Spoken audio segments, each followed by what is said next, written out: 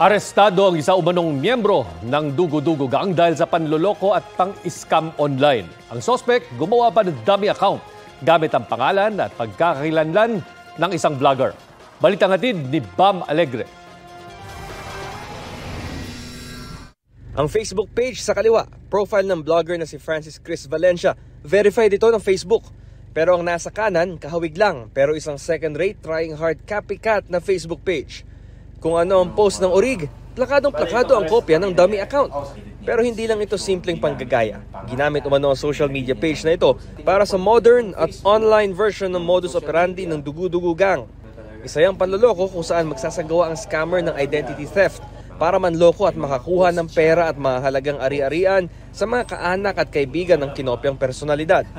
Scammer, no, na gumagaya ho ng aking identity, yung pangalan ko, picture ko, dahil isa po kong vlogger, nagagamit po sa panloloko ng maraming tao. Now, last week, kapag nakakuha po ng 7,000 pesos doon sa aming kasambahay, itong nagpretend po na ako, no? At sabi ko nga doon sa aming kasambahay, huwag munang i-block at baka nga may possibility na mahuli natin yung gumagaya dun po sa aking profile. Hindi pa nakontento ang scammer at gamit pa rin ang identity ni Francis Valencia, sinubukan naman ng suspect na kumbinsihin ng kasambahay na ipadala ang smartphone ni Valencia, pati ng misis niya, maging ang alahas at pera ng mag-anak. Dito na humingi ng tulong si Valencia sa pulisya para ma-entrap ang suspect. Ang diskarte ng mga pulis, pasakayin ng suspect na makukuha niya ang kanyang gusto. Ilang sandali lang may dumating na delivery rider sa bahay ng biktima sa Cainta, Rizal.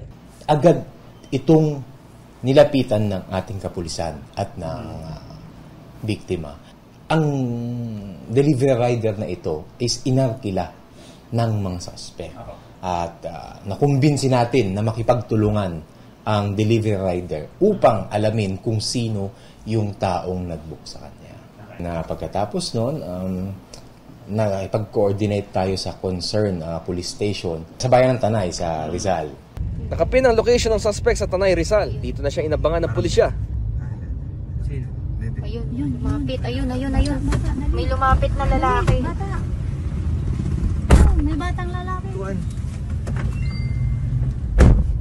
Paglapit ng suspect sa delivery rider para kunin ang package, agad siyang inaresto.